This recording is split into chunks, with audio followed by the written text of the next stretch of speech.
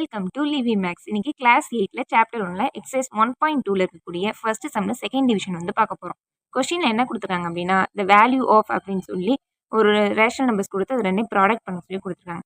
ப்ராடக்ட்னா என்ன பண்ணிடலாம், மல்டிப்ளை பண்ணுறப்ப நம்ம ஈஸியாக கேன்சல் பண்ணலாமா, மேலே கீழே கேன்சல் பண்ணலாம், ஆப்போசிட் சைடு இந்த கிராஸ் சைடும் என்ன பண்ணலாம், கேன்சல் பண்ணலாம். இப்போ -3/6 இன்ட்டு 18 டிவைடட் பை -9 இருக்கா, எந்த ஒரு சிம்பிளையும் விட்டுறக்கூடாது, மொத்த ஆன்சர் மாறிடும். இப்போ போட்டுடும்.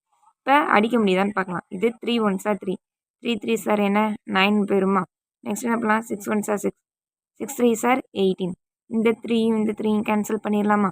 இந்த மைனஸையும் கேன்சல் பண்ணிட்டு என்ன ஆயிரும், ப்ளஸ் ஆயிருமா. இப்போ எல்லாமே போயிடுச்சு. அப்போ என்ன தான் இருக்கும், 1 மட்டும்தான் இருக்கும். +1 தான் ஆன்சர். அவ்வளோதான். ரொம்ப சிம்பிளான கான்செப்ட்.